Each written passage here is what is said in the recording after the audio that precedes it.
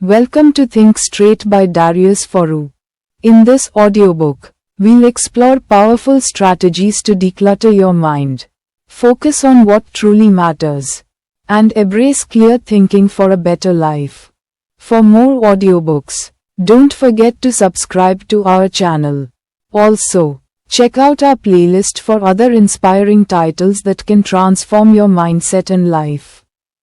Thank you for choosing this audiobook. Sit back, relax, and let's dive into the art of thinking straight. If you can change your mind, you can change your life. William James. You become what you think.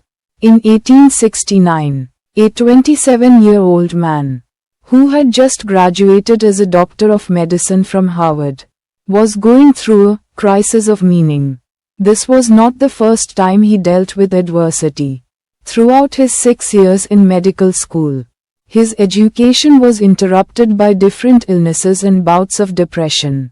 But this time, it was worse. He even contemplated suicide for months.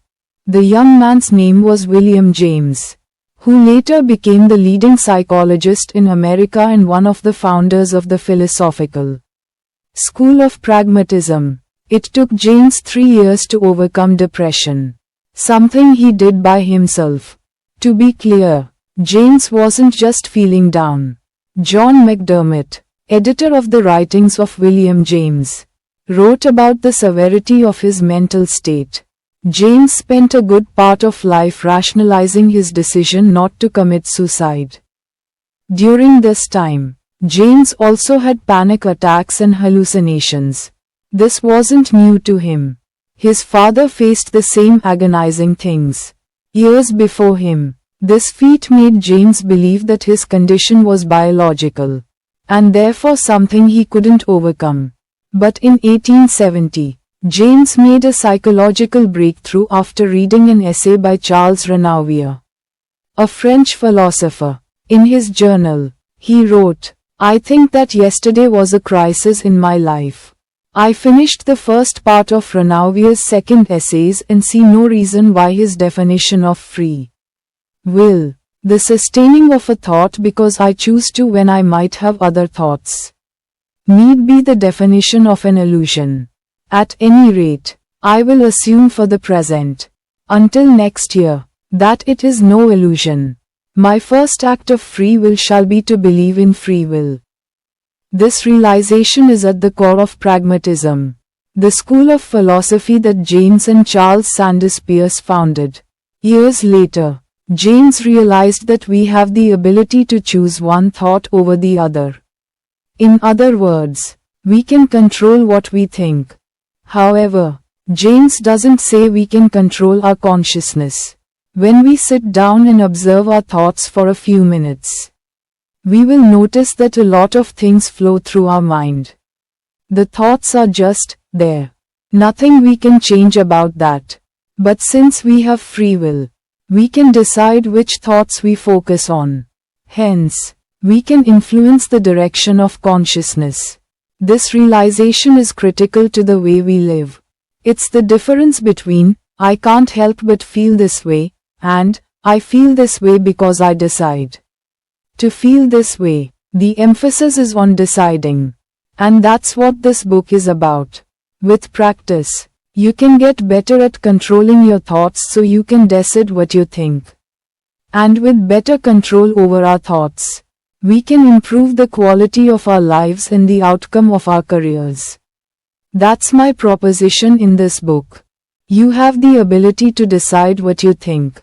And since the result of your life depends on your thoughts, I think it's the most important thing in life. When we improve the way we think, nothing is impossible to achieve.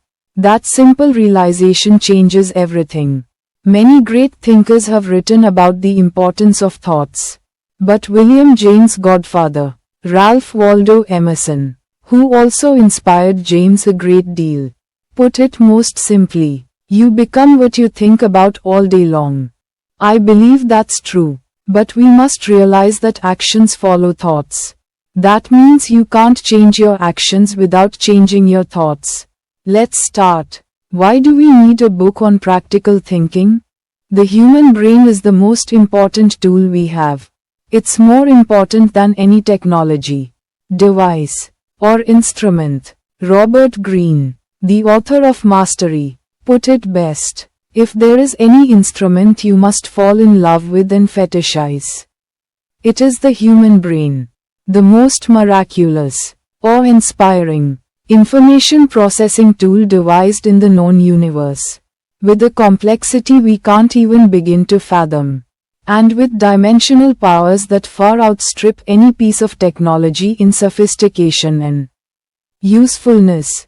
However, there's one problem. We're born with this great tool, but we don't know how to use it properly.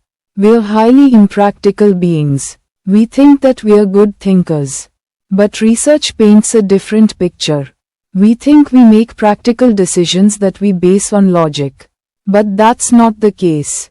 As Dan Ariely, author of Predictable Irrationality, writes, we usually think of ourselves as sitting in the driver's seat, with ultimate control over the decisions we made and the direction our life takes.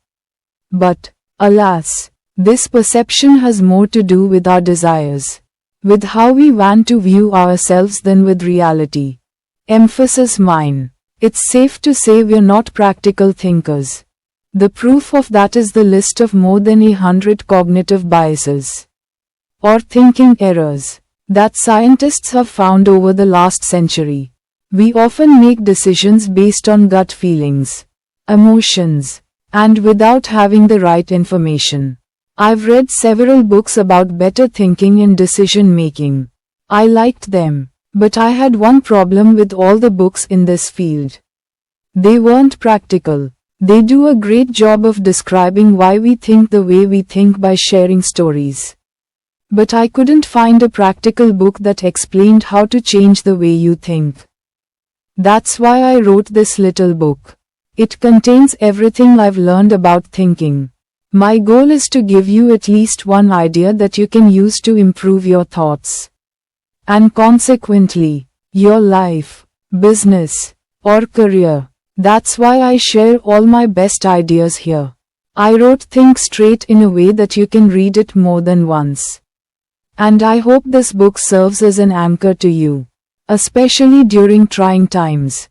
To keep this book practical, I combine theory, stories, and personal experiences to share advice you can apply, or not. The first idea I want to share is that these types of books only work if you're open-minded. If you think that's not you right now, I can save you an hour of your life. Just get rid of this book. Burn it. Ask for a refund. Give it away. Whatever. No matter what you do. Decide clearly. Use it or leave it. Use what works. I'm not a neuroscientist, psychologist, philosopher, or any type of expert on the topic of thinking. I'm a person who has lived his entire life under the impression that you can't control your thoughts. That way of thinking didn't serve me well. I was happy one day, sad the next. I got angry easily, and I couldn't find solutions to simple challenges I faced in my career, business, and relationships. But through experience, journaling, reading, and a lot of introspection, I've found a way to get better at thinking. How do I know I'm better at thinking than before? I'm no longer a slave to my thoughts and I'm much happier because of it. I use my mind, and it's no longer the other way around. To me, that's the definition of better thinking. It has nothing to do with how smart you are or how many mathematical equations you can solve. It's about using your mind to get what you want.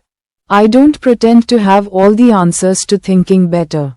Though, however, I do have the answers to how I've used nothing but my thoughts to live a happier, healthier, wealthier, and more meaningful life.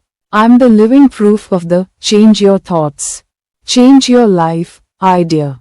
Only 3 short years ago, I was stressed out of my mind, gave up my entrepreneurial desires, and hated my life. I felt stuck, But I don't want to be too dramatic about my situation. I think we've all been there. And if you haven't felt stuck in your life, it's only a matter of time before you will. It's a natural part of modern day life. I'm not trying to scare you, though, but you know how all these self-help books go, right? I was down and out. I lost all my money.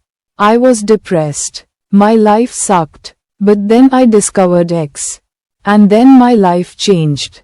X is, of course, the idea they want to sell you. Since I'm honest with you, I'm no different. For example, in this book, I want to sell you on the idea of useful and useless thoughts. But there's a difference. I'm giving you my perspective. Nothing more. It's up to you to decide what you're going to do with it. John Dewey, a pragmatist, and one of the fathers of functional psychology, famously said, "The true is that which works." But that doesn't mean we should believe everything we hear or read. That makes us delusional. If we want to think straight at all times, we must stay grounded, look at facts, listen to other people's perspectives, and only then draw practical conclusions. Clear thinking requires training. I view the mind as a muscle that requires regular training to keep strong. One way to train your mind is by learning new things. But I always thought that learning ends when your education ends. For some, that's when they leave high school. For others, it's when they get their bachelor's or master's degree. During our time in school, we learn new skills, ideas, and theories that change the way we think and operate in the world. But once we've established a way of thinking, we hardly change it. We prefer to entertain the same thoughts because they give us a sense of familiarity. We've learned that novelty is a scary thing, so we do everything to avoid it. We're creatures of habit who prefer relaxing our mind instead of straining it. "I need to relax and watch something on Netflix," is something I hear almost everyone, of all ages, say these days. I've said it myself as well. That makes me wonder what we need rest from. From the repetitive tasks we do at work? From the familiar thought patterns we have? If you really think about it, we hardly strain our minds unless there's a specific reason, like a test or exam we have to take. Otherwise, we often think, what's the point?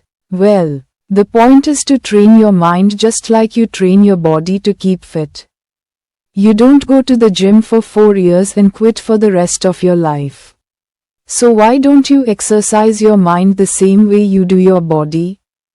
What's more, the mind is the single most important tool you have. And if you want to use that tool properly, you must train the mind. Stoic philosopher Epictetus put it best. The life of wisdom is a life of reason. It is important to learn how to think clearly. Clear thinking is not a haphazard enterprise. It requires proper training. The problem is that we don't know how we must get proper training. As Epictetus put it, for most of my life, my thoughts were out of control. I never thought about thinking. If you asked me to draw my thoughts, it would look something like this. That mess you see up there is how the inside of my mind looked like. It was pure chaos, just a mush of positive, negative, sad, happy and, above all, confusing thoughts. I always thought to myself, why can't my brain stop? Where's the pause button? Looking back, I didn't know how to use my brain as the wonderful tool it is. From chaos to clarity. In 2014, I moved to London from Leeuwarden, the Netherlands, the city where I grew up. I went from a city with 100,000 people to a city where 7 million people live. Things were harder than I expected, especially when it came to finding a place to live. After doing research and talking to my new coworkers, I learned that it was almost impossible to find an apartment in a short period without getting ripped off. Instead, I decided to rent a room. which was a lot easier. For 3 months, and I decided to explore different areas in London that were within an hour commute by public transportation to my work. That was my plan. And everything went well. At first, after 2 months, I found a small and affordable one-bedroom apartment in Earlsfield, in southwest London. I had planned everything. I cancelled the lease of the room I rented and signed the lease for the new apartment. My parents and brother even drove over from Holland to help out.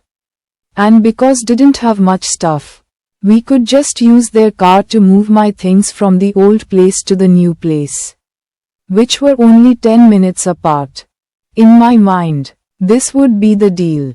I would just pack up my stuff, get the key to the new place, hand the keys back to the old landlord, and move into the new place, watch Netflix and relax. Also, I expected to do everything on the same day. Well, things didn't go as planned after all. My new landlady changed her mind last minute and decided not to rent out her apartment. She told me this a day before the day I planned the move.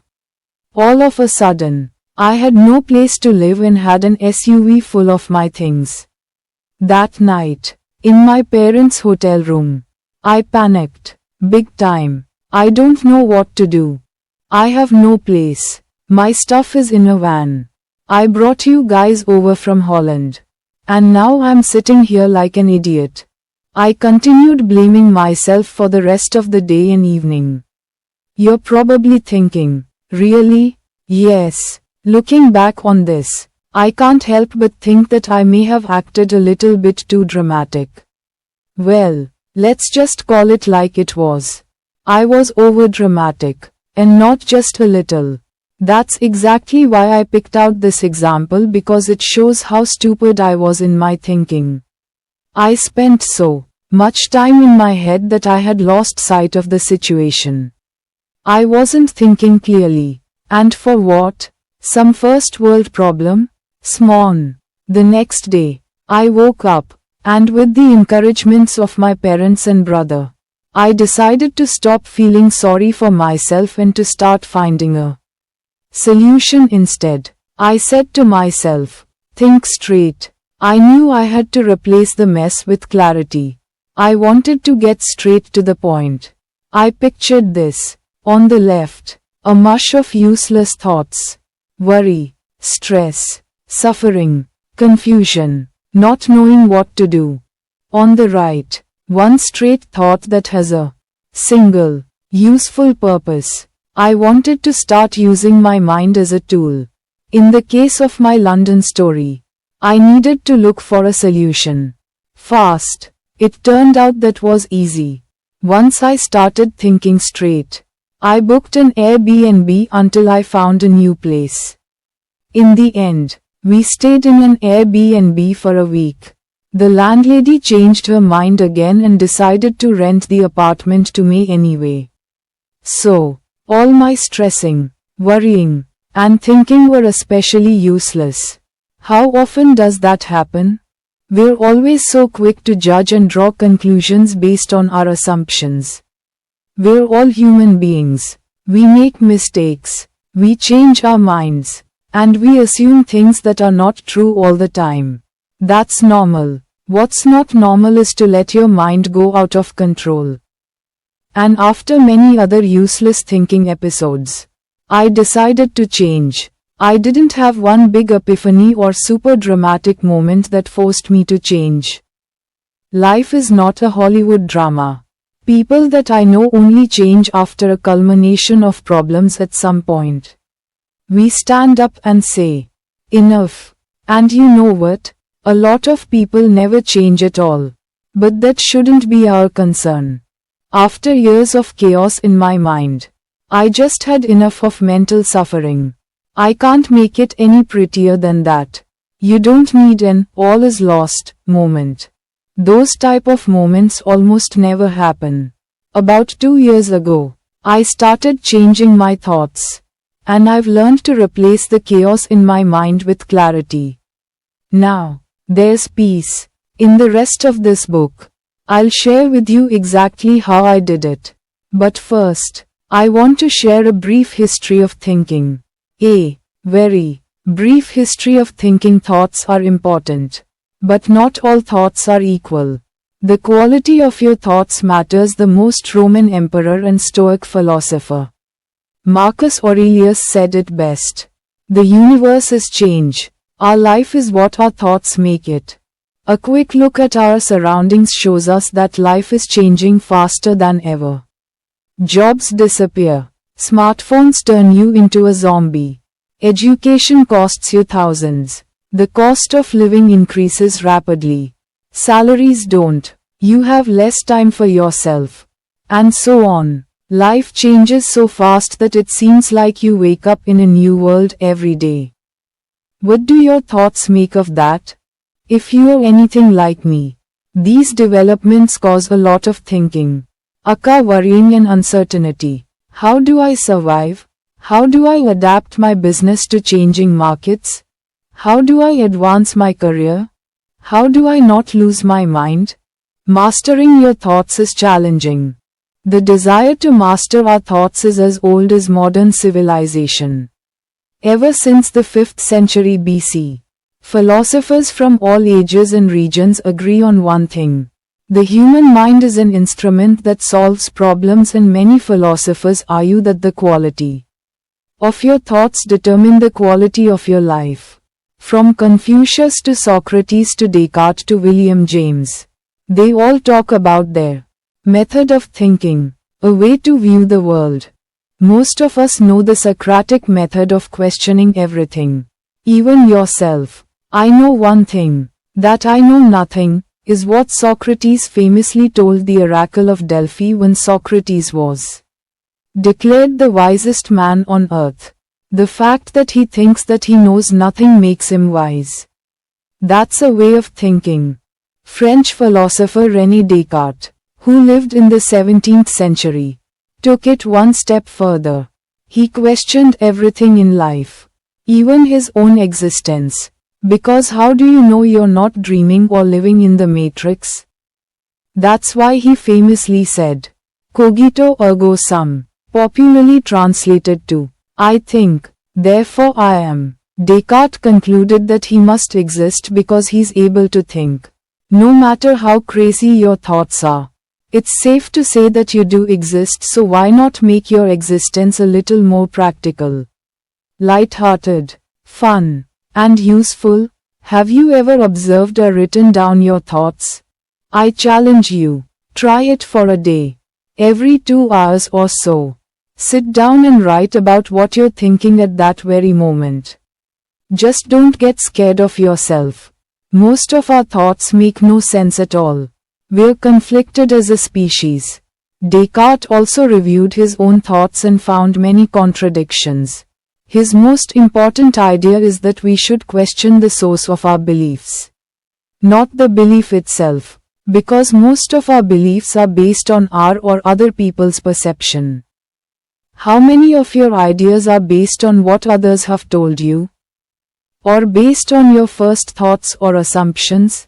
At the core of thinking lies our ability to separate the truth from falsehood. What is true? What is false? One way to look at that question is to take a pragmatic perspective.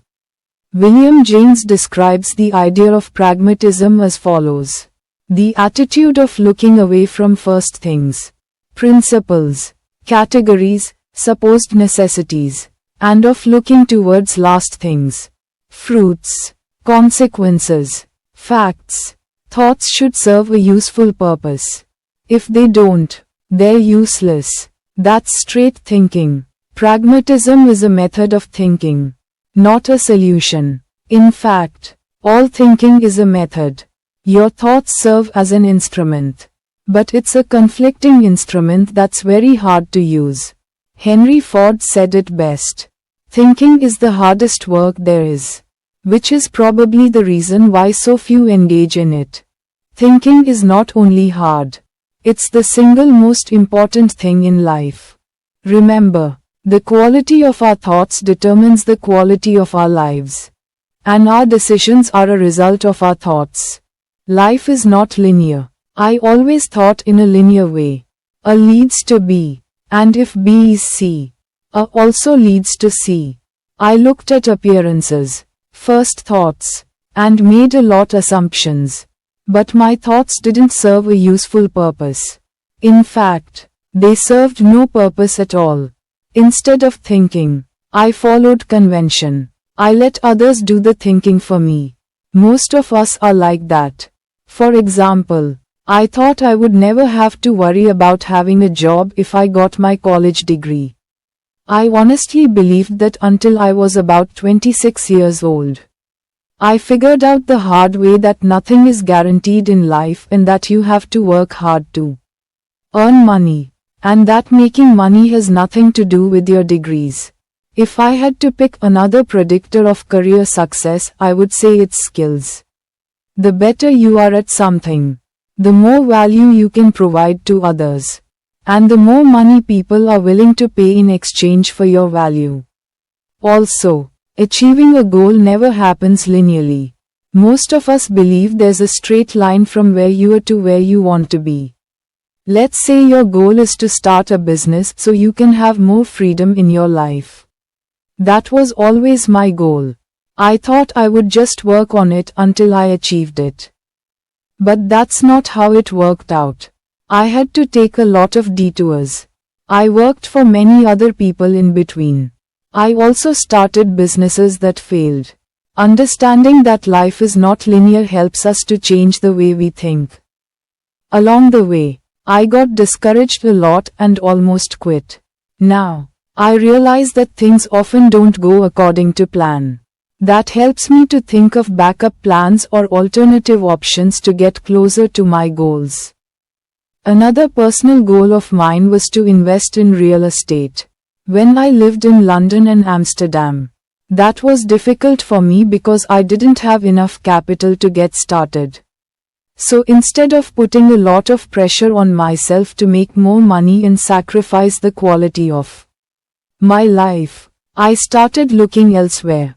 After researching growing real estate markets, I ended up in my hometown.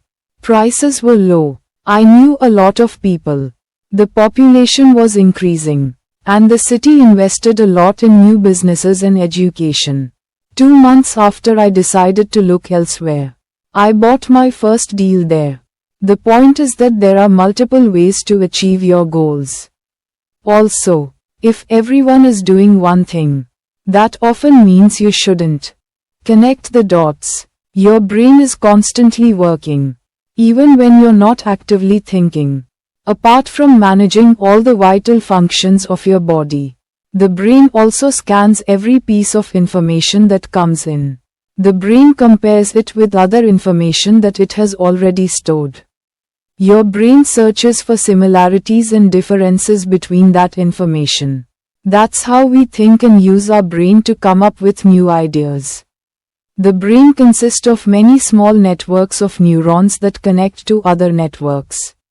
Like this, just a basic understanding of how my brain works helps me to understand how I can nurture it. I don't worry about finding a direct application for information I acquire. I feed my brain with knowledge that I'm curious about. And that diverse information might be stored in different networks. But as long as I connect the dots later, I'm okay with that. Like Steve Jobs said, you can't connect the dots looking forward. You can only connect them looking backward. So you have to trust that the dots will somehow connect in your future. If you want the dots to connect in the future, you have to make sure you form dots in your brain. The only way you form dots is by learning, doing, making mistakes, reflecting, or anything you can do to feed your brain with the input it needs to give you the output you want. Filter your thoughts. There's too much information in the world for our brain to process. So, we're forced to filter it. If we don't, we go nuts. And in that filtering process, we develop shortcuts to ease the cognitive load of making decisions. These shortcuts are called heuristics. A heuristic is a strategy we derive from previous experience with a similar problem. One heuristic that everyone knows is trial and error, a strategy for finding answers to problems we face. It's also a way of thinking. But trial and error is not always the most practical strategy.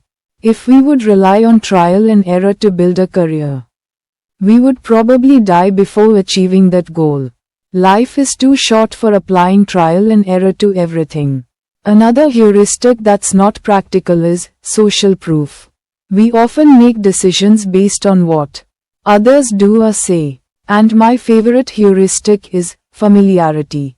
It says that past behavior that led to good results is not a guarantee for future results. The familiarity heuristic also explains why we favor things and places we know over novelty. It's one of those things we see every day. We eat the same things. We walk the same route. We make the same mistakes. And we complete the same tasks at work over and over again. And then we complain that our lives are stuck or boring. No wonder. You are making decisions based on familiarity. But who says that familiarity is always a good thing?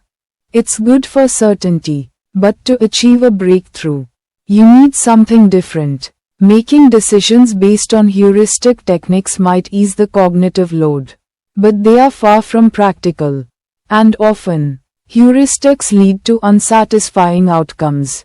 If that's the case, take it as a sign that you must change something. Instead of relying on heuristics to filter information and make decisions, rely on the main idea of pragmatism. True is what works, but don't take it too literally.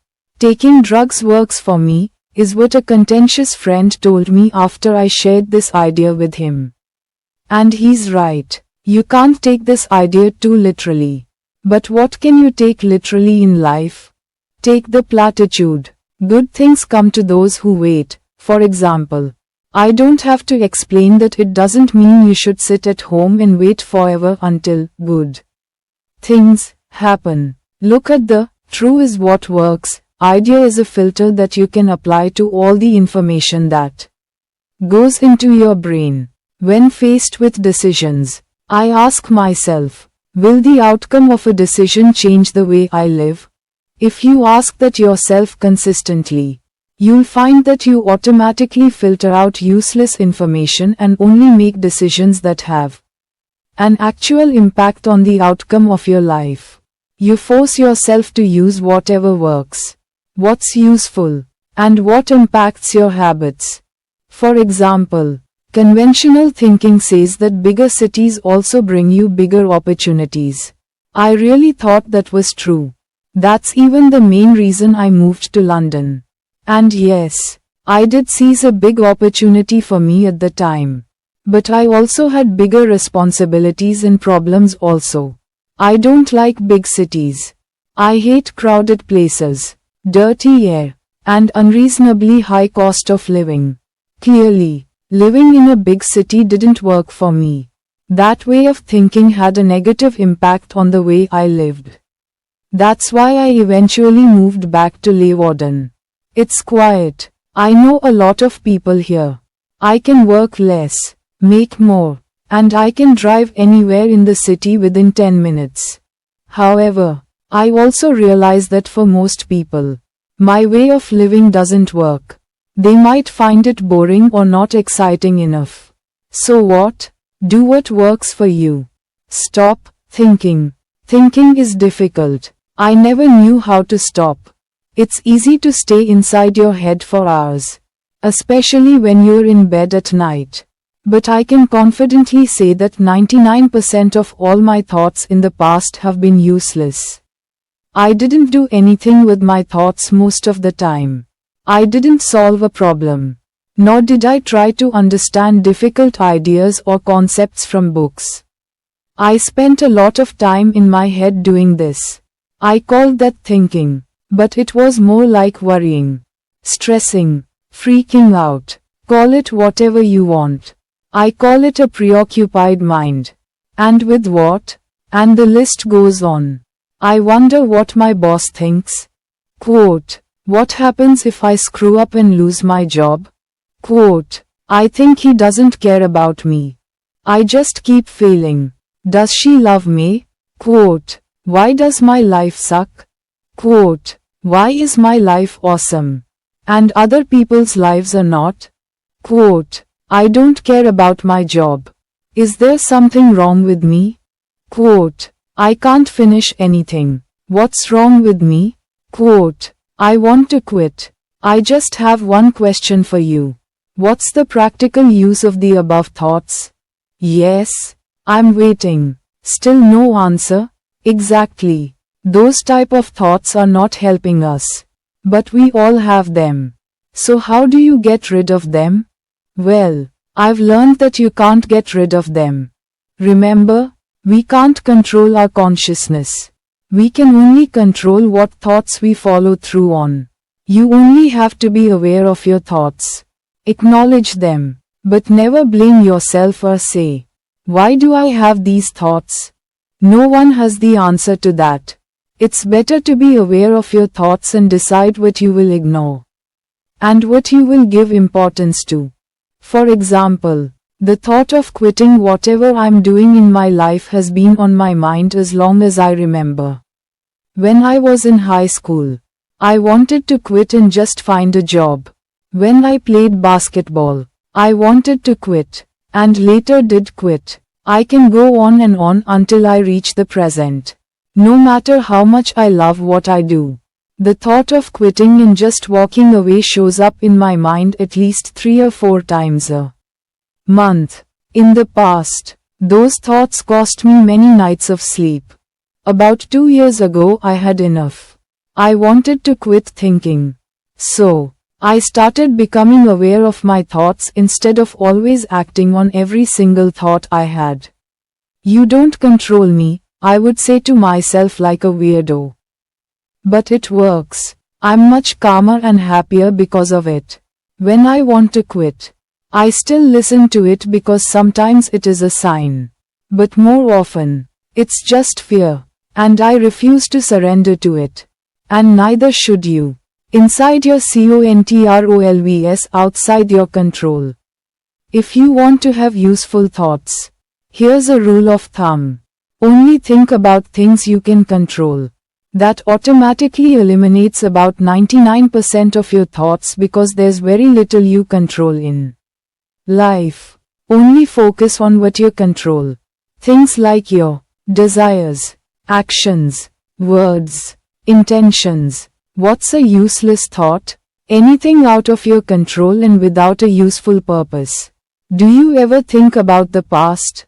That's the perfect example of a random thought that lacks a purpose. Unless you're reflecting on a past decision or mistake you made. In the case of reflection, you are doing something useful. But other than that, every thought about the past serves no purpose. From that point of view, it's useless. Ever fantasize about the future? That's also useless. I've discovered 2 main types of useful thoughts. 1. Thinking about how you can solve problems. A problem is just an unanswered question. Put your brain to use and think about how you can solve problems. There are a lot of those on this earth. 2. Understanding knowledge. That means this. Try to internalize knowledge and think about how you can use that knowledge to improve your life, career, work, relationships, etc. That's it. You can ignore every other thought. If you're constantly thinking without a useful purpose, it's because you haven't trained your mind yet. You have to get out of your head. If not, you'll go mental. Everyone will. No exception. Ask yourself, is that worth it? Quote, do you really want to waste your time, energy, and life on useless thinking? You and I both know the answer to that. Commit to stop thinking about useless things. Start taking control of your mind. All that worrying about the past and the future is not going to help you. It never did. And it never will. Don't trust your mind. Have you ever made a decision that seemed illogical looking back? We're very illogical beings. Every person creates their own social reality. The way you view the world is completely subjective because we all have cognitive biases. The concept of cognitive biases was introduced in 1972 by two psychologists, Amos Tversky and Daniel Kahneman.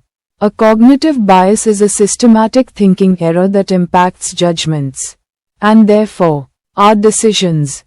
My favorite cognitive bias is the attentional bias. It's scientific evidence for the idea that your life is a result of your thoughts. The attentional bias states that our perceptions are affected by our thoughts. And naturally, our perceptions determine our actions and decisions, which make up our lives. If you have negative thoughts, you also have a negative perception of life. That's what it says. Our mind might be illogical, but it's also simple at the same time. Take one of the most well-known cognitive biases, the confirmation bias. It explains the behavior of confirming our preconceptions. If you believe in something, you will try hard to find information, clues, and signs to back that up. In other words, you do everything to prove you're not wrong. Instead of looking at facts, you look at beliefs, and that's what all cognitive biases do. As of this writing, there are 106 decision-making related cognitive biases known. I've read about most of them. And I've read several books and studies about cognitive biases too. My conclusion is that your mind can't be trusted. Maybe my conclusion is also a cognitive bias. Who knows? What it comes down to is this. Avoid making decisions based on beliefs, obvious logic, and even science. Scientists are also human beings. That means they have their own cognitive biases. They are notorious for finding evidence for their preconceptions. The solution to making better decisions is not more knowledge. Instead, I've found that a pragmatic and neutral perspective leads to better informed decisions. Unfortunately, there's no such thing as the best decision. If that was the case, we lived in a perfect world full of people who made logical and practical decisions. I like to look at it this way. There are only good informed and bad informed decisions. It's very appealing to think we've got it all figured out because we've read a few books or studies. There's just one problem. You still can't trust your judgments. No matter how much knowledge you have. Being aware of that simple thought helps you make better informed decisions. Every time I'm stuck in a thinking pattern, I try to break away by looking at the list of cognitive biases. It's free and easy. Just go to the Wikipedia for list of cognitive biases. You'll find that most biases seem like common sense. And that's exactly the point. Cognitive biases explain our illogical behavior. Look at facts. I hate assumptions. And yet, I assume things all the time. When someone doesn't answer my email, I assume they don't care. When someone apologizes, I assume it's not genuine. When I have a headache, I assume I'm ill. I know I'm not practical because assumptions are not facts. If you want to think straight, you discard all assumptions and only look at facts. William James said it best in one of his lectures about pragmatism. The pragmatist clings to facts and concreteness, observes truth at its work in particular cases, and generalizes. To make things simple, let's look at two ways of making a decision. One based on facts, and the other based on assumptions. Does your product solve a problem? Or do you assume it does? Are you able to raise money for your startup? Or do you assume you will? Will you get a raise? Or do you assume your boss will give it to you? Is the sale a done deal? Or do you assume your client will sign? Do people like your art? Or do you assume they do? I like to avoid assumptions as much as I can. I prefer to look at facts and then draw conclusions. What if you can't rely on facts? Well, sometimes you just can't find facts. Or you have to make a quick decision. In those very rare cases, I prefer gut feeling. Whatever you do, never waste your thoughts on other people's ill-informed opinions and guesses. True vs untrue. In the previous chapter, we talked about looking at facts. But are facts also the truth? The answer is no. Confusing, right? It's just like life. For example, does God exist? I don't know. I've never seen any evidence. Does that mean God is not real? It doesn't matter what I think. If God has an impact on the way you live, it's true for you no matter what scientists say. Friedrich Nietzsche, the German philosopher who had a profound impact on Western philosophy, famously said, "There are no facts, only interpretations." Nietzsche was a man of true self-knowledge. Sigmund Freud even said that he had a more penetrating knowledge of himself than any other man who ever lived or was ever likely to live. He was a very analytical thinker, especially when it came to his own thoughts. When Nietzsche said that there are no facts, he meant that we, as human beings, ultimately rely on our interpretations of reality. There's no way to confirm reality objectively. That doesn't mean nothing is real and that we're all living in a big dream. We just have to realize that facts are not the same thing as the truth. That simple thought saves you a lot of energy because it means no one can be right or wrong. Don't bother with convincing people with different opinions of the truth. It's just not a practical thing to do. Save your energy for other, more useful things. Take your time to think. I used to think that smart people are fast thinkers. He thinks on his feet. He's really smart. I tried it for many years.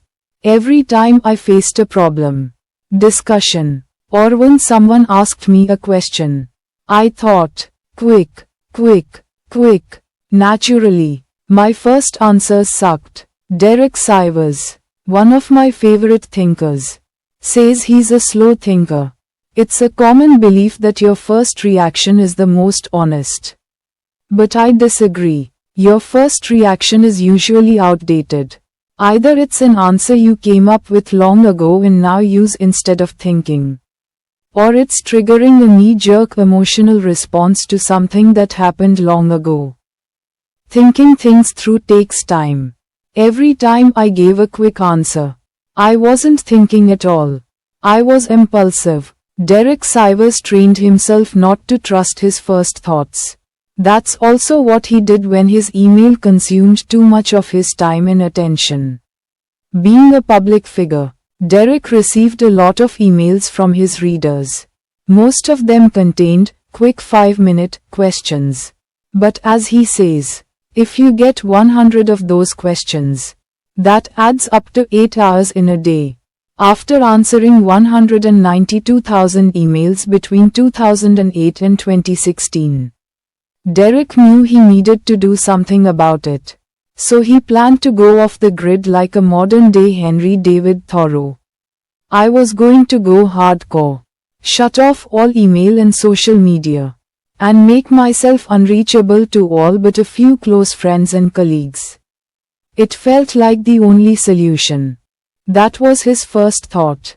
But then I realized I could remain reachable as long as I don't answer questions, is what Derek writes on his blog. I'm glad he didn't act on his first idea. His second idea is much better.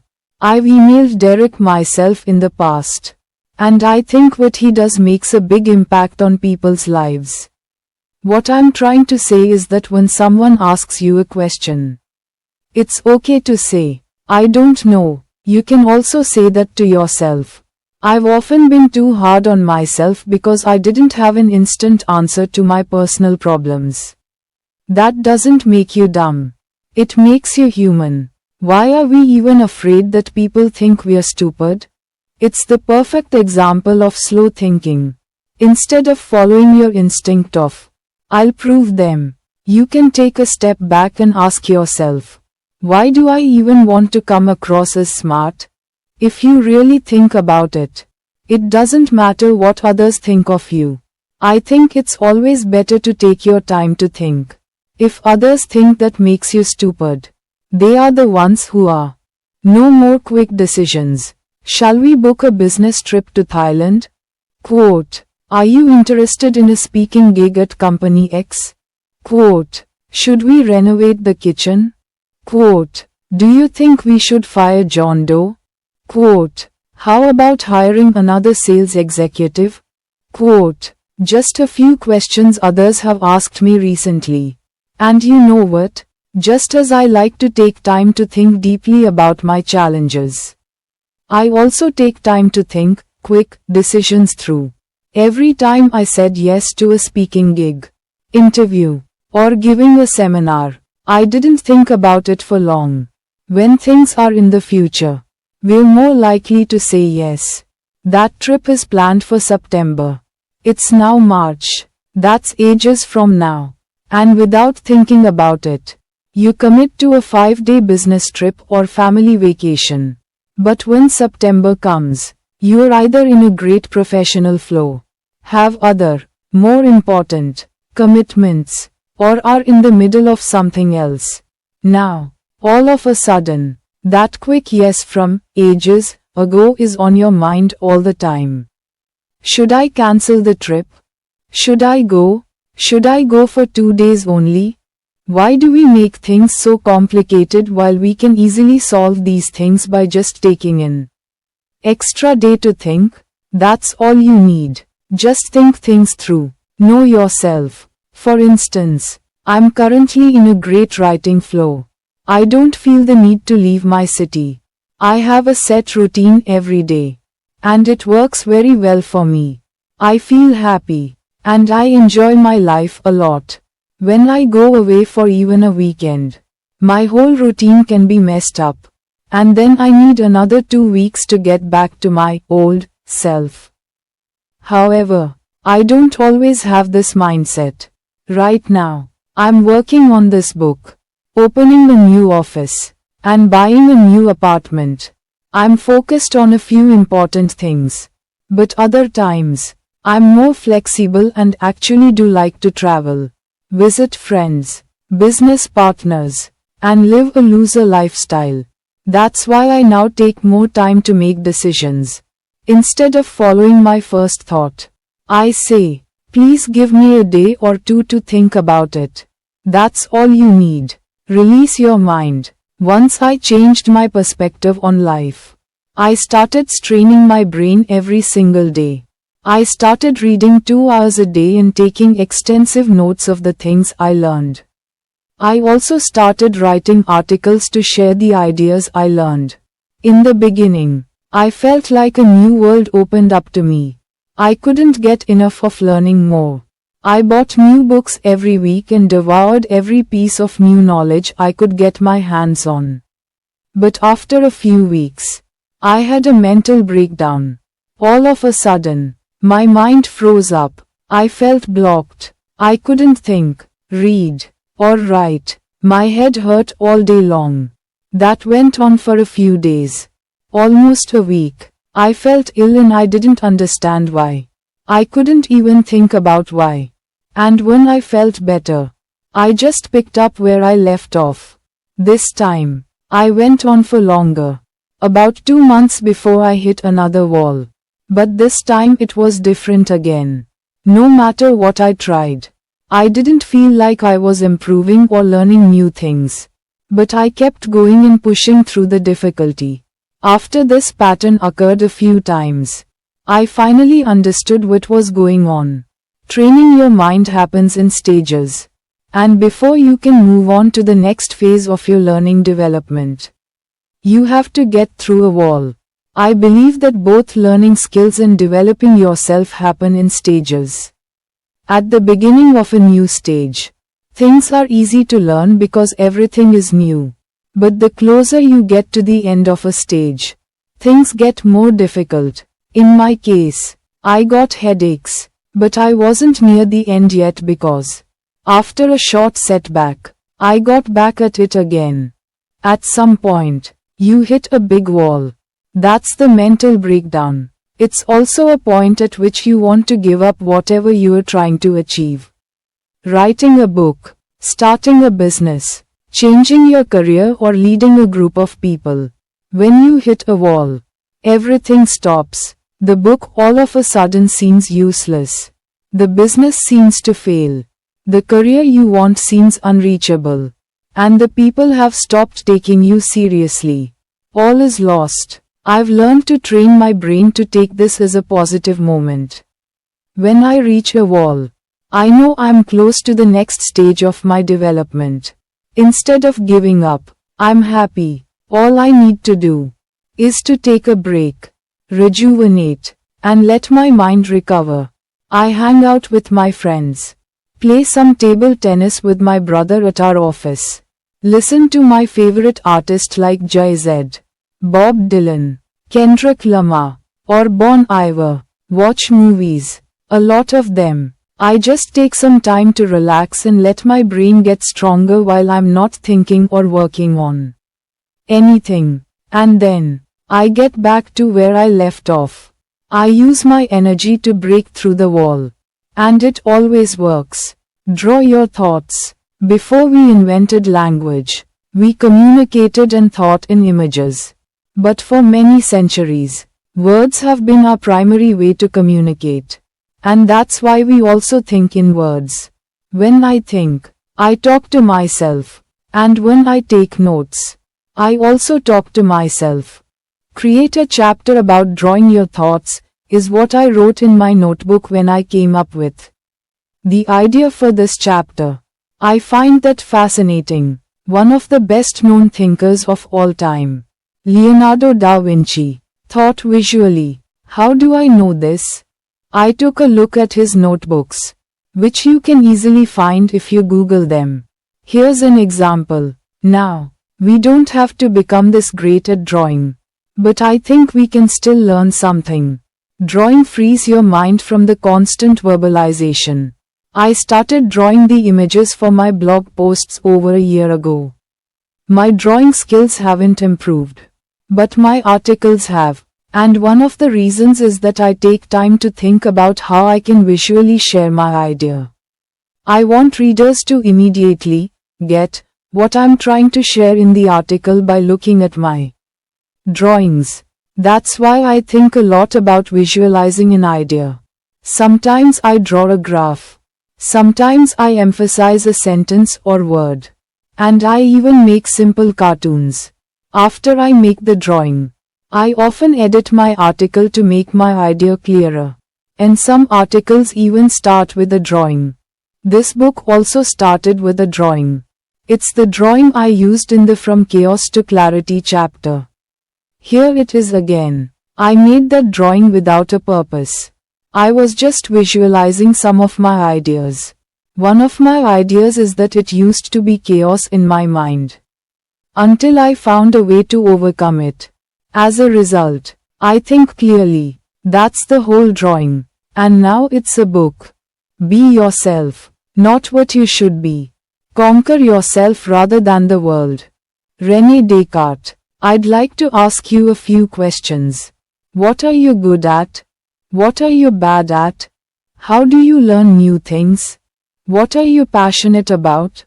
What do you dislike? In other words, who are you? What's your DNA? Sure, biologically we're all more or less the same. We all have organs, bones, blood, nerves. We also all die. Why is self-knowledge important? I never had a clue. In all my years in school, no one ever talked about knowing yourself and why it matters. But it turns out that a lack of self-knowledge is the reason why I made the wrong decisions in my life. The jobs I had, the girls I dated, the things I chased, the decisions I made, the people I spent time with. It didn't match with my strengths, values, skills, and desires. My ex-girlfriend wanted to travel the world and live in different countries. I hate that idea. I want to stay close to my family and best friends. I don't feel like I'm missing out on something if I don't live in other countries. Having a home is what makes me happy. When you're in a relationship with someone who has different values, it's a zero-sum game. One person always loses something. We broke up. I've worked in boiler rooms, selling foolish products to people who didn't need them. Why did I have a job that made me feel bad about myself? I don't know. My best guess is that I wanted the money. I thought that's what you do. But I didn't know myself. Today, I know myself better than I did 10 years ago. And in 10 years from now, I'll know myself better than I do today. Knowing yourself is step 1. Step 2 is acting on that knowledge. Sometimes opportunities come my way and I feel like saying yes too quickly. But I have to take a step back and ask myself, is this really me? Very often, the answer is no. I've found that most things in life are not for me. Most jobs, opportunities, countries, people, parties, lifestyles, books, they're all not for me. It's about finding the things that are for me. Believe it or not, that's a very small list. Take time to reflect. We live busy lives, and sometimes there's no time for thinking. When thinking is not a priority, make it one. If you don't, you'll end up like me a few years ago. I didn't reflect on anything between 2012 and 2015. Result? All of a sudden, I felt overwhelmed and didn't know what to do with my life. I had a true internal crisis on my hands. Since I had no idea what to do, I started reading more books. And I noticed that many smart and happy people kept journals. They also reflected more on their life. More specifically, they reflected on the things they learned, mistakes they made, and the goals they achieved. When I started daily journaling, I began with writing my own autobiography. It's not meant for publication. It's meant for reflection and learning. If you don't know what to write about, write your life story. I'm sure you'll learn more about yourself with every paragraph you write. I journal and make sure to read my notes once a week. That's all I mean when I talk about reflecting. I do it for 3 reasons. 1. It helps me to uncover my mistakes so I can avoid them in the future. 2. It helps me to value my progress when I read my past achievements. 3. To get my thoughts in order so I can second guess myself. That helps me to make better decisions. In short, I journal and reflect because it's useful. My money rules. One of my friends told me he hates his job. I asked him why he didn't take any action. I need the money, he said. I automatically knew that he assumed that the only option for him is to quit. The reason is that we become too dependent on something when we give it too much importance. There's a simple solution to devalue the value of money. I live by these 5 rules. That's what I've done for the past 3 years. And I haven't had a single thought about money. Actually, that's not true. I still think about money. Everybody does. But as soon as I think I have enough money in my savings account, I stop thinking about money. No matter what happens, if you have enough money to survive for 6 months, you'll figure it out. There's only one condition. Invest in your skills. It's naive to think we'll always be able to find a job or make money. It takes effort. But since when is that a surprise? I just make sure I invest my money instead of spending it. Investing money is not only about investing in the stock market or in real estate. I have no problem paying 3 grand for a new laptop because it's a tool I use to do my job. And that makes me money. Also, I'm never cheap when it comes to buying important things. I'd rather buy a good jacket that lasts years than buy a cheap one that I have to replace next year. Simply put, I don't buy things I don't need. I don't need a new iPhone every year. I also don't need $5,000 shoes. But that doesn't mean I own only one pair of shoes. I simply don't buy everything I like. Buying stuff in excess is not practical because I don't have enough space. Plus, I like to train myself to resist things to improve my self-discipline. Remember, money is a replaceable resource. When you're out of it, you can earn it back. You can't say the same for time. Don't spend too much time thinking about money. Don't try to think your way out of everything. This doesn't make sense at first sight. But when you think too hard, you often come up with bad ideas. That's because you can't actively think your way out of everything. We've all had good ideas while taking a shower. That's because we're not actively thinking. It's good to let your attention wander and stop thinking. This is also a part of controlling your mind. You have the ability to decide when you want to let go of your thoughts. Similar to relaxing your muscles when you lay on the couch after a tough day. You can let loose of your thoughts. You can do that in many different ways. Some like to take a yoga class. Others prefer to meditate every day. The medium doesn't matter. I've learned that there are many ways to relax. However, only one thing is critical. You don't need anything to relax but yourself. You don't need yoga, exercise, meditation, music, scents, or whatever it is you think you need. Let go of everything. You can escape your outside world and go inside your mind to find peace. If you can't do that right now, train yourself. Become aware of your thoughts. Observe them. And let them go. That's the whole process. You can do that anytime. Any place. You don't need a different scenery or class to do those things. Let go and relax. And do it as often as you think is necessary. You'll find that the moments you're not thinking are just as important as the times you are actively thinking. Be unconventional. I've grown to hate conventional thinking. Not because I want to be different but because conventional thinking gives you conventional results. I don't like that. And if you liked conventional results, you wouldn't be reading this book. Let's examine decision making for a second. The most conventional method for decision making is to create a pros and cons list. Benjamin Franklin is the first who documented this method. He wrote about it to his friend, Joseph Priestley, in a letter to him in 1772.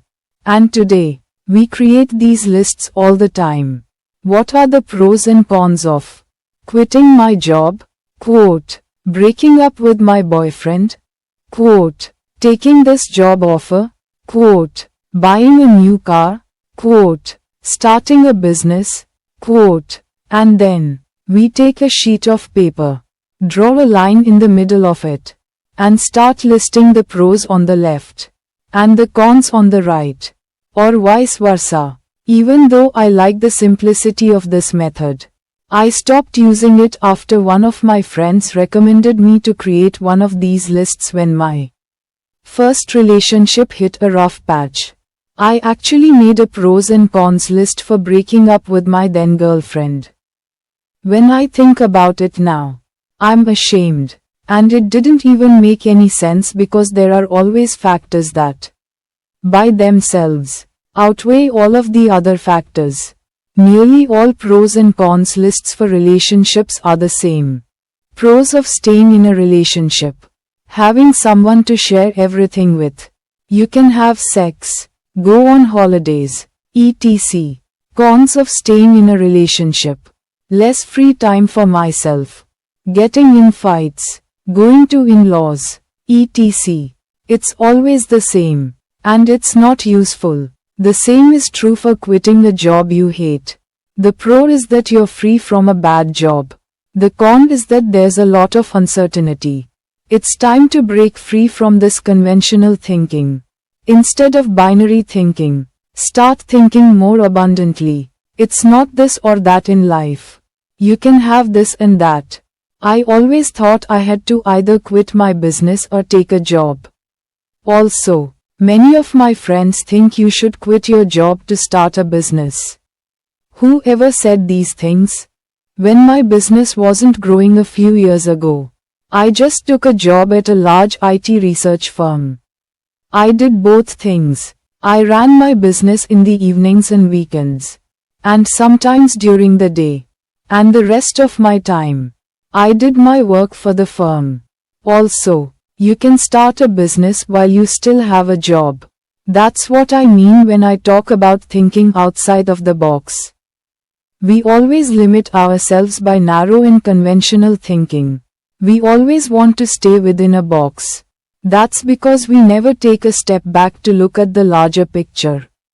Take a look at the drawing below. If you're standing inside the maze, you'll probably start walking towards the middle, right? That's what you should do when you're in a maze.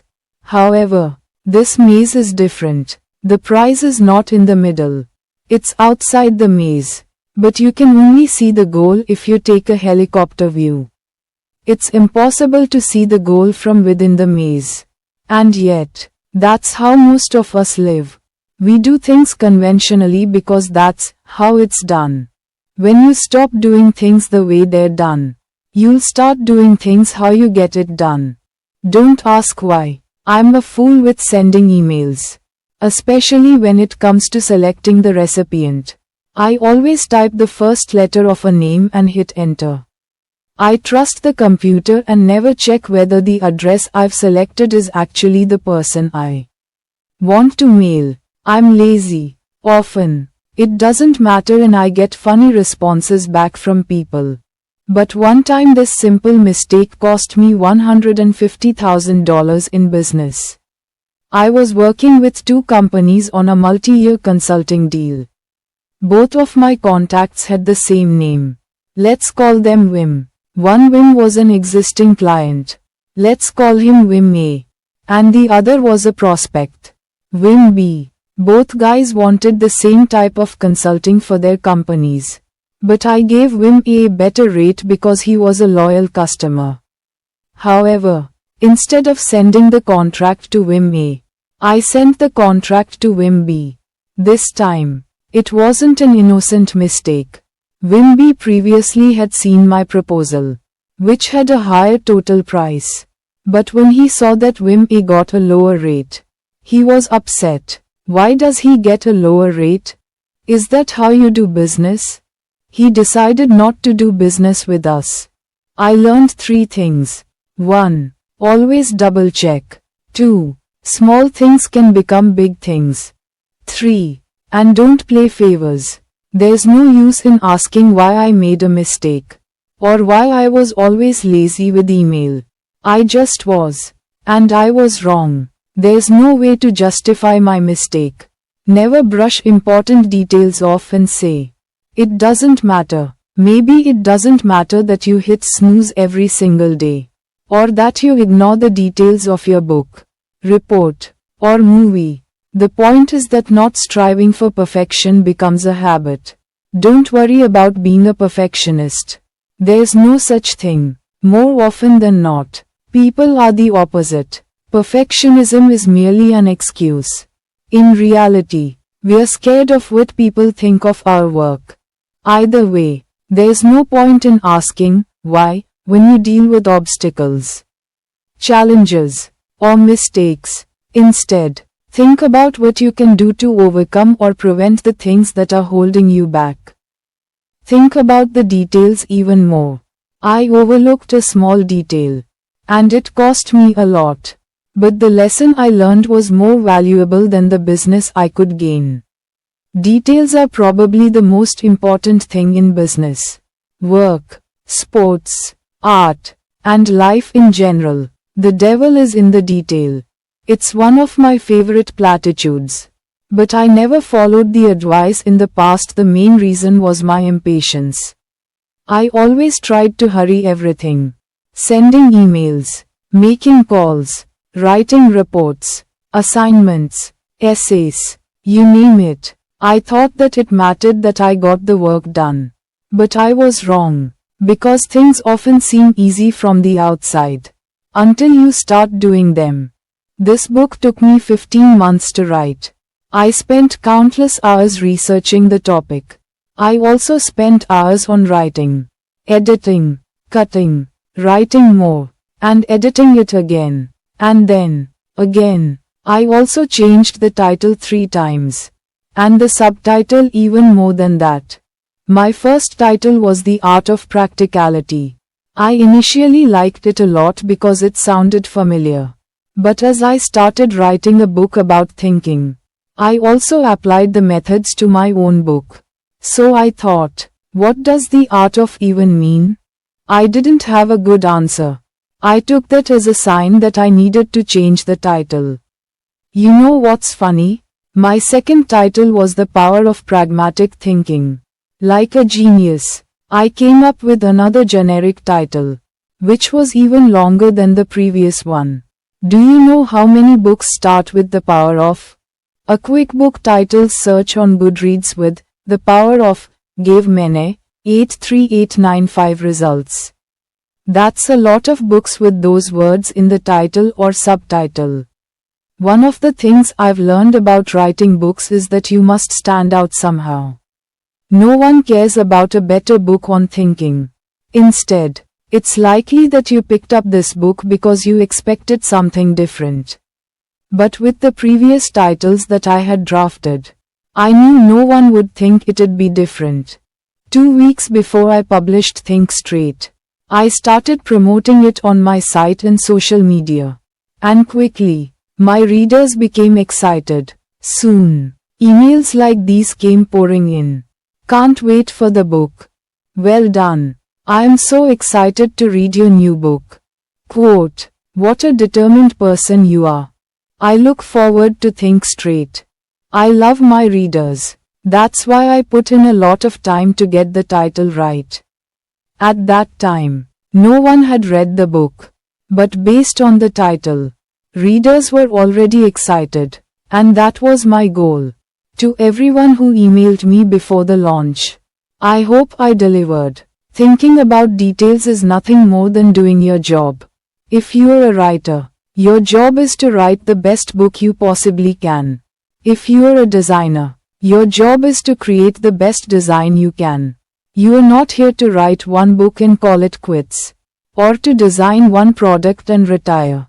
If you want to grow financially, spiritually, mentally, you must revisit the details all the time.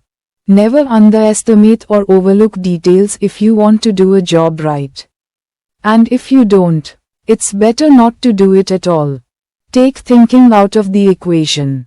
I don't want to become someone who only thinks and never acts. In fact, the only reason I think is that I want to do more with my life. I like to get more out of it because it gives me satisfaction. That's why I don't like to think on an average day. Sounds paradoxical, right? You say you should think better. But now you are saying you're thinking less yourself. That's exactly what I'm saying. Improve the quality of your thoughts, so you improve the quality of your actions. And always have an imbalance. Action, thinking the best way to make sure you act more is to rely on habits. Take exercise. I've struggled with staying in shape for all my life.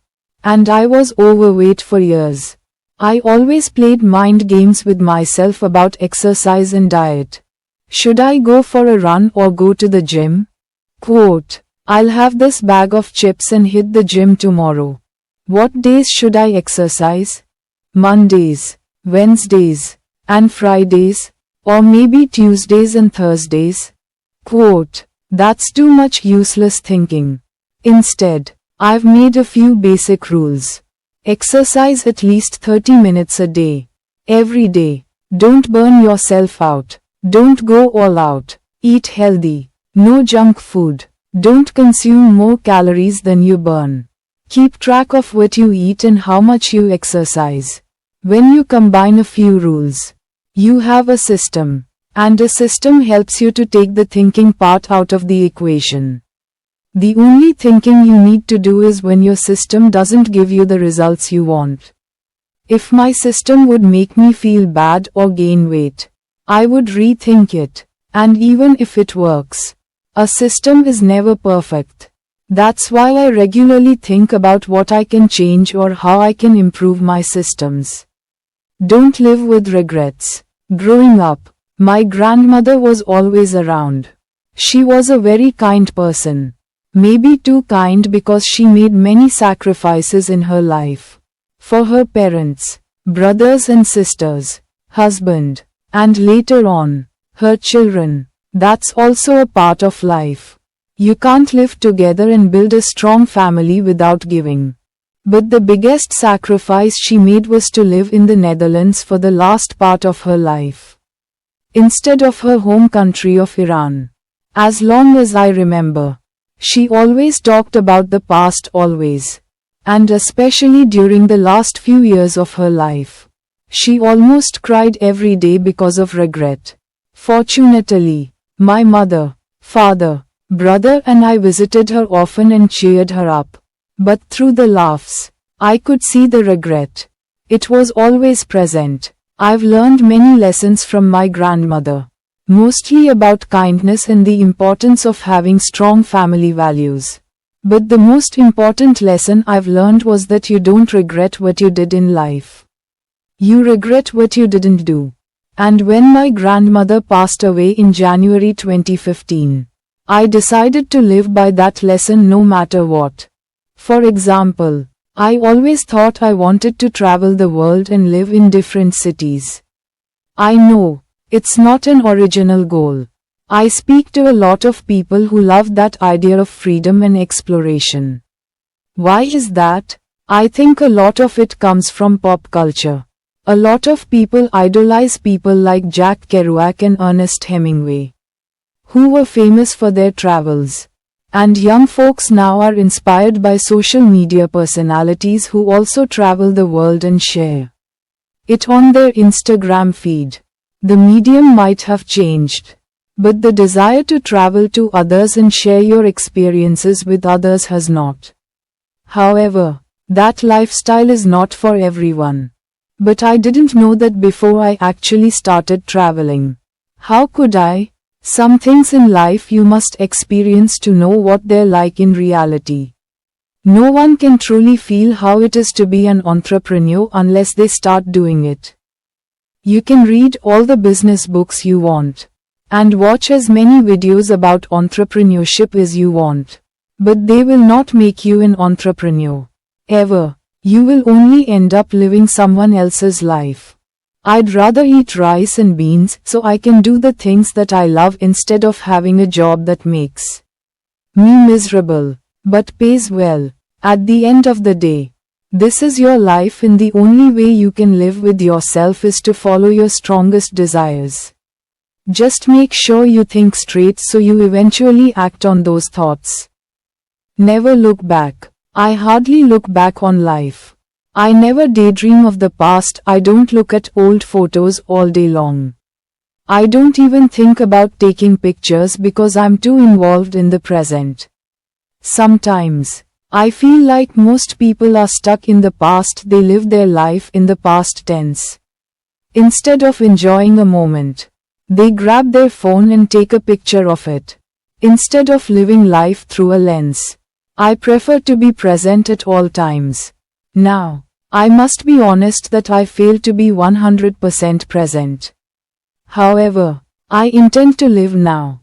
And I know I'm successful because I never have the urge to relive the past. I'm too busy enjoying now. That doesn't mean I never stop to take a family picture. I just don't go around snapping millions of pictures that I will never look at again. Think about it. When do you have the time to take a look at all your memories? How many pictures and videos do you have? How many old documents, old diplomas, memorabilia, and other physical things do you have stored that remind you of the past? If you're having a hard time letting go of the past, let me make it easier for you. You're never going to. Use your first iPhone that you've kept in your desk drawer for years. Edit that video from the weekend trip you took with friends. Look at your old school papers, essays, and grades. Wear those old clothes you have in storage. Do anything with the object that reminds you of your first date. When we hold on to a lot of things in the past, they form an obstacle to living in the present. The only useful purpose I can think of for looking back is to learn. You can draw many lessons from looking at your past. That's why I like to journal. I regularly go back to my journal entries to understand my thought process at the time. Especially when something doesn't work out the way I want, I go back and try to understand why. For example, in 2017, after 2 years of regular blogging and building up a newsletter with more than 22,000 members, I decided to start a paid membership site. Before I started the membership site, I contemplated it excessively. If I get 1,000 readers to support me with $5 a month, I can make a living off writing, training, and helping others. The paid members will get exclusive content from me. That's a good value proposition. That was my thinking process. I came up with the number 1000 because of Kevin Kelly's seminal article, 1000 True Fans. I also studied how other bloggers started their membership sites. Everything looked good on paper, and I had sold hundreds of online courses before that, so I knew people valued my work. But things didn't turn out as I expected. After a month, 78 people signed up. After 6 weeks, I pulled the plug on the membership site. Many of my friends, colleagues, and even paid members told me I stopped too quickly. Maybe so. However, I'm not the type to quit when things are hard. I've thought about quitting education many times during my 5 years when I was getting 2 degrees. I also thought about quitting my family business many times because it's very hard to make a living. But that's never going to change. No. Instead, I quit my membership site because I thought straight. At this rate, it takes me more than 12 months to get 1000 paid members. Plus, within the first month, half a dozen people cancelled. So if I take cancellations into account, it will take me even longer. Also, during the past 6 weeks, I've felt an obligation to provide exclusive content to my paid members. I want them to get something out of the membership. That pressure costs me a lot of time that I could spend on growing our family business or my coaching practice. All in all, a membership site is not the right strategy for me. Instead of making a simple calculation of 1078ths, I thought further than that. How can you get people to stay? How much work does it take you? And what are alternative ways of achieving my goals? There are many other ways I can help others. There are also many other ways for me to make a living. That's why I decided to pull the plug on my membership site after only 6 weeks. If things don't work out, it's not the end of the world. Make a decision, stand by it, move on, and only look back to learn. When I look back on my experiment with starting a membership site, I could have easily prevented myself from wasting a lot of time. It took me about 3 months to create the membership area, create content, write copy, etc. Before I started, I knew that it would take time to run a membership site. Remember the chapter about details? If you want to do a job, do it right or not at all. In this case, I should have done nothing at all. Why? Because I spent too much time on running my family business, writing articles, books, creating courses, and consulting. From looking back, I've learned that I can only take on one big project per every aspect of my life. So yes, look back, but don't stare for too long. Life happens now. Spend your time well. Time is limited. Sooner or later we all figure that out. And once we do, we start being more conscious of the way we spend our time. Thinking is a double-edged sword. It can help you, but it can also destroy you. The outcome depends on how you use your thoughts. Your mind is an instrument. Nothing more, nothing less. In this book, I shared how I've learned to use my brain more effectively. Sometimes you have to think differently. And there are times you must stop thinking altogether. It's up to you to decide when you should deploy which method. But no matter what you do, don't spend too much time in thought because that's a waste of life. At the end of the day, thinking by itself is useless without action. But like we talked about earlier, action follows thought. Effective thoughts, effective actions. To clarify what I mean, I've made a list of what I think are effective thoughts. Making your life better, growing your career and business, visualizing your future, thinking of new ideas, solving problems, coming up with fun things to do with your partner, family, or friends. It's really not that complicated. However, sticking with this way of thinking is very hard and takes work. Don't expect to become a practical thinker after reading this book only once. Like any skill, better thinking requires daily practice.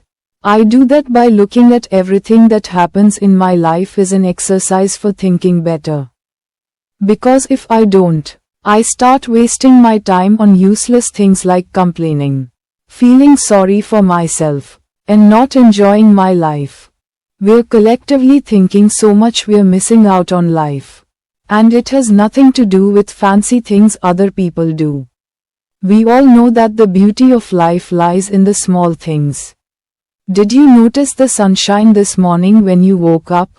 Or the raindrops? Did you notice the smell of your coffee? Did you feel the texture of your cereals? If your answer is no, you definitely need to get out of your head. Stop thinking and start feeling. Inner calm. There's only one end goal to all of this. Inner calm. No matter what you experience in life, and no matter what happens to you, your mind should stay calm under all circumstances. That's the ultimate prize in life. Mastery of the mind means that we control our mind. Remember, you can only achieve that through daily practice. Some people call it meditation and others might call it mindfulness. No matter what you call finding inner calm, please don't overcomplicate it. You don't need a $10,000 course to learn how to find some peace inside your head.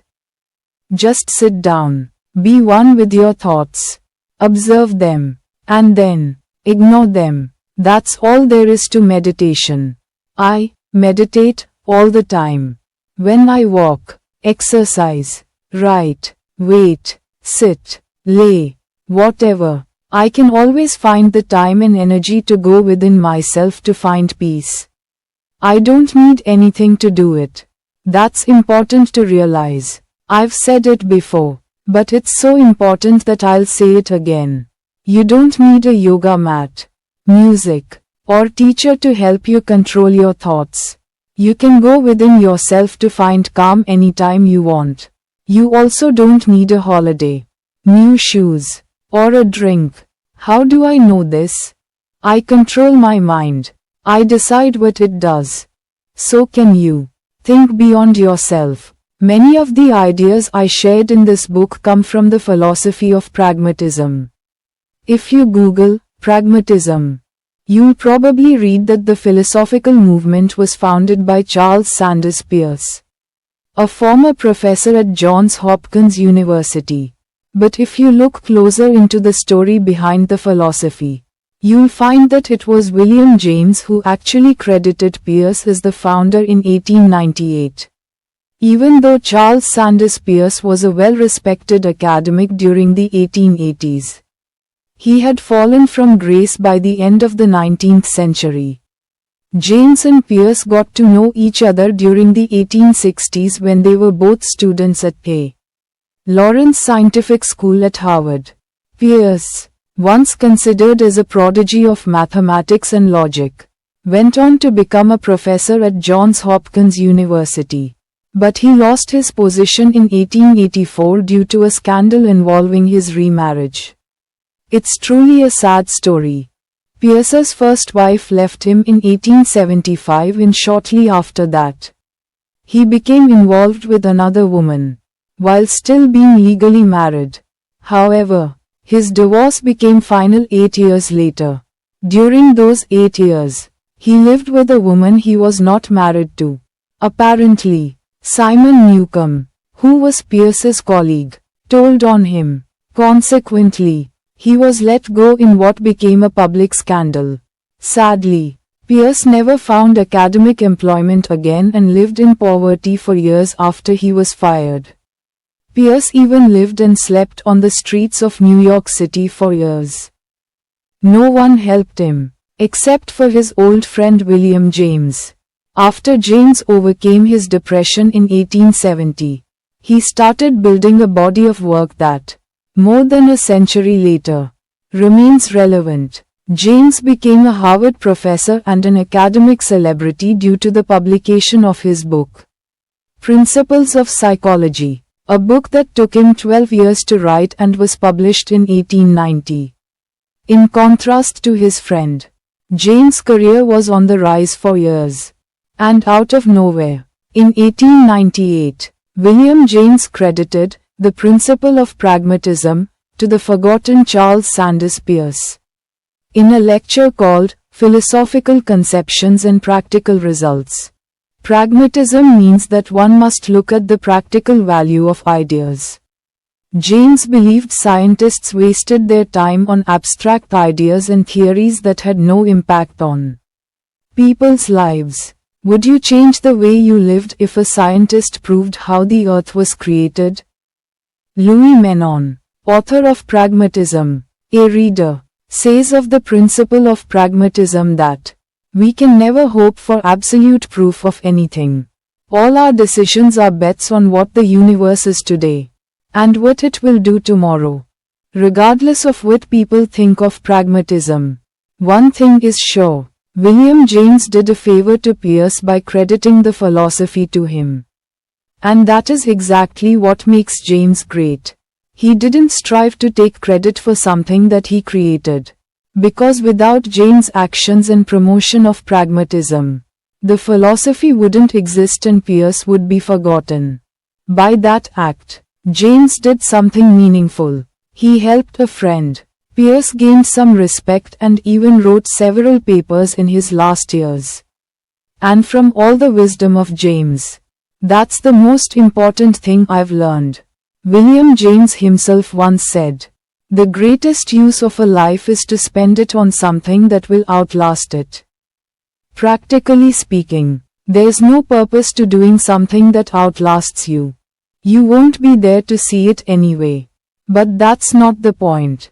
If we live our lives every day with that idea in mind, that we should strive for doing, creating useful things that matter to others, we end up spending our time on things that actually make a difference. When you do that, life automatically has meaning to everyone.